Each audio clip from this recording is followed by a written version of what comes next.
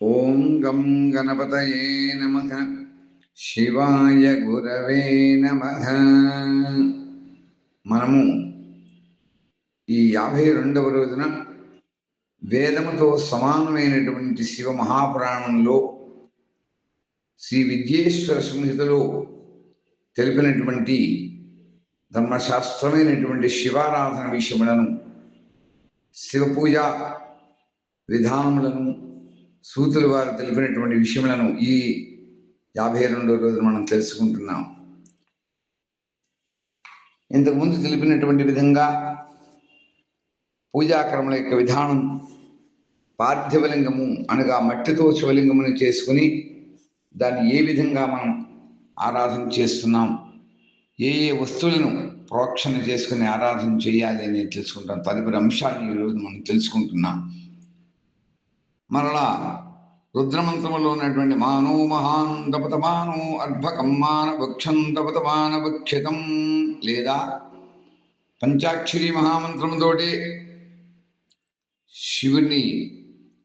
శివలింగమును ఏదైతే మనం తయారు చేసుకుని ఉంచుకున్నామో ఆ పార్థివలింగమును, మట్టితో చేసిన శివలింగమును, ఆ శివలింగమును కూడా పంచాక్షరి మహామంత్రంతో ఆవాహన, శివుణ్ణి మనం దాంట్లోకి ఆవాహన చేయాలి. యాతే రుద్ర అనేటువంటి ఈ మంత్రములతో మరలా లేదా పంచాక్షరి మహామంత్రములతో శివుణ్ణి ఆసనం ఇచ్చినట్టుగా ఆసీనుణ్ణి చెయ్యాలి. అలాగే రుద్రమంత్రములైనటువంటి యామిషింగి రిషంత హస్తే వివర్గస్తవే అనేటువంటి మంత్రముల చేత లేదా ఆ మంత్రములు రానేటువంటి వారు పంచాక్షరి మహామంత్రం చేత శివుణ్ణి అంగాంగములందు మన శరీరములో మనం ఆవాహన చేసుకోవాలి. అధ్యవోచతే అనేటువంటి మంత్రములతో అధివాసం చెయ్యాలి. అసౌ యస్థామ్రౌ అరుణపదవ బృహస్సుమంగళక లేదా పంచాక్షరి మహామంత్రముతోటే ఇష్టదైవమైనటువంటి శివునకు న్యాసం చెయ్యాలి. అలాగే అసవ్యావసపతి నీలగ్రీవో విలోహిత ఉతైనం గోప అదుషన్నదుషన్నుదార్యాః అనేటువంటి ఈ మంత్రము చేత కానీ ఓం నమ శివాయే చ నమ శివాయ అనేటువంటి మంత్రం చేత కానీ పరమేశ్వరుణ్ణి దైవ సమీప ఆగమనం చెయ్యాలి. దీని ఉపసమర్పణము అంటారు. మరలా దీని తర్వాత నమోస్తు నీలగ్రీవాయ సహస్రాక్షాయ మేధుషే అథోయే అశ్చ తత్వానోహంతేభ్యోకరన్నమః లేదా ఓం నమ శివాయే చ నమ శివాయ లేదా పంచాక్షరి మహామంత్రంతో ఇష్టదైవమునకు అనగా పార్థివలింగములో ఉన్నటువంటి పరమేశ్వరి ప్రకృతి పురుషులకు, ఈ విశ్వ మాతాపితరులకు పాద్యమును సమర్పించాలి. అంటే వారి యొక్క పాదములకు నీటిని మనం ఒక ఉద్ధరణతో చూపించి పళ్ళెంలో వేయాలి. మరలా రుద్రగాయత్రిని చెబుతూ తత్పురుషాయ విద్మహే మహాదేవాయ ధీమహి తన్నో రుద్ర ప్రచోదయాత్ అని ఆ పార్వతీ పరమేశ్వరులకు అర్ఘ్యముని ఇవ్వాలి. ఓం త్రయంబకం జజావకే సుగంధ్యం పుష్టివర్ధనం ఉర్వార్కమబంధనాన్ మృత్యోర్ముక్షీయ మామృతాదు అని మృత్యుంజయ మంత్రంతో ఆ ప్రకృతి పురుషులకు ఆచమనం చేయించాలి. మరలా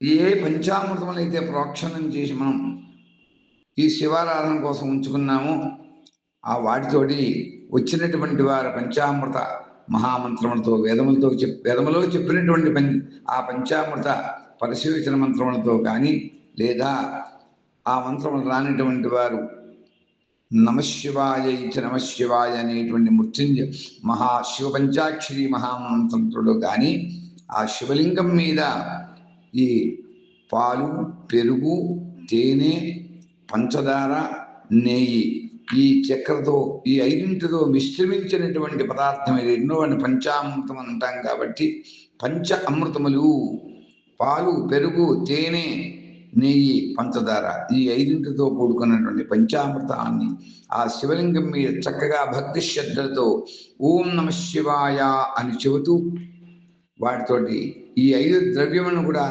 పంచామృతంతో మనం శివుడికి అభిషేకం చేసినట్టుగా పంచామృత స్నానాన్ని చేయించాలి. లేదా అలా పాద్య సమర్పణ కొరకు చెప్పినటువంటి అనేక మంత్రములు ఉన్నాయి. వాటన్నింటినీ కూడా మనకు వచ్చిన వారు చదువుకోవచ్చు.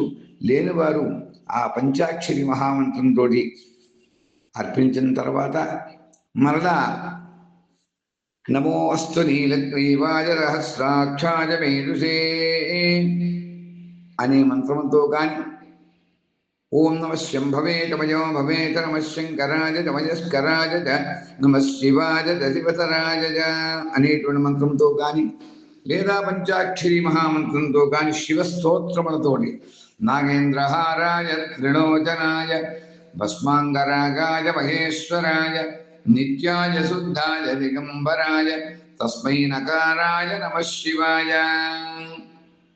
అని శంకరాచార్యులు వారు రచించినటువంటి పంచాక్షరి స్తోత్రంతో కానీ లింగాష్టకం అని ఉంటుంది. బ్రహ్మమురారి సురార్చిత లింగం నిర్మల భాషిత శోభిత లింగం అని ఆ లింగాష్టకముతో కానీ చక్కగా పార్వతీ పరమేశ్వరుని ఆ మంత్రమును చెబుతూ పఠించి ఆ భగవంతుడి అయినటువంటి కటిబంధనాన్ని అర్చించాలి.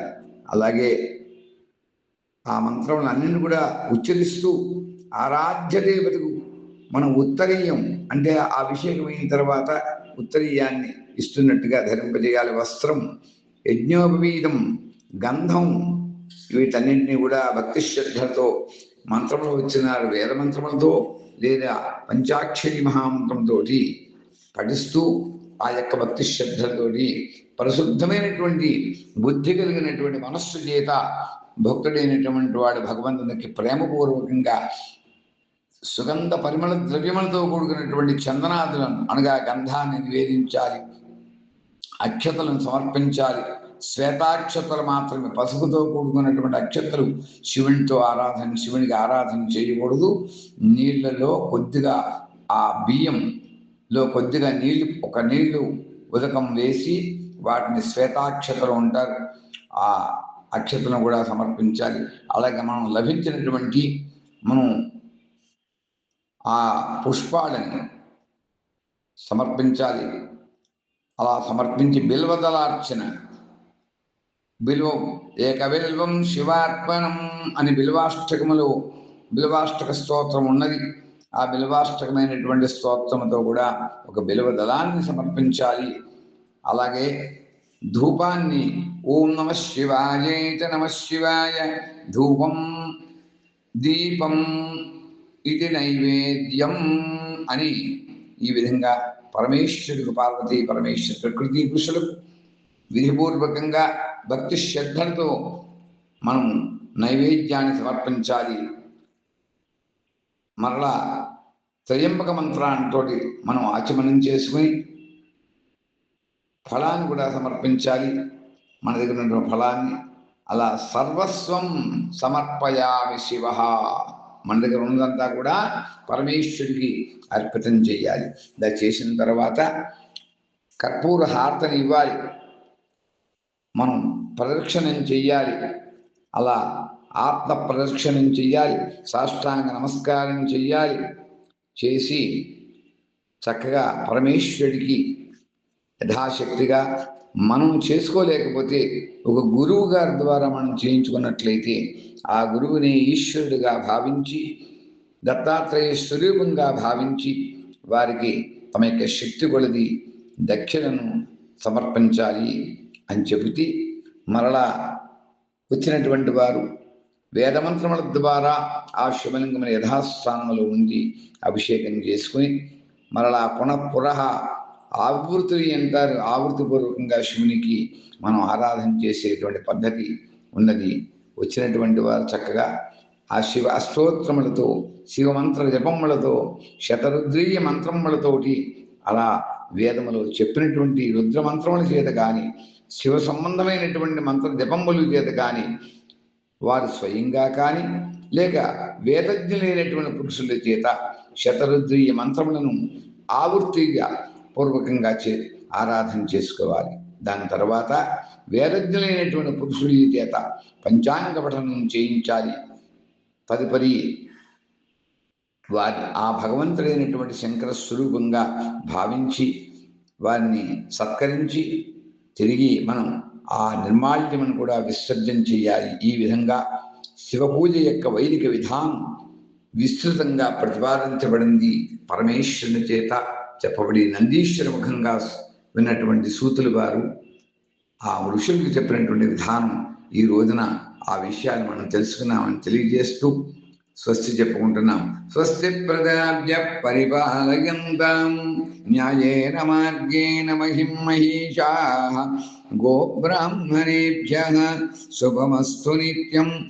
లోకాః సమస్తాః సుఖినో భవంతు. ఓం స్వస్తి ఓం స్వస్తి ఓం స్వస్తి.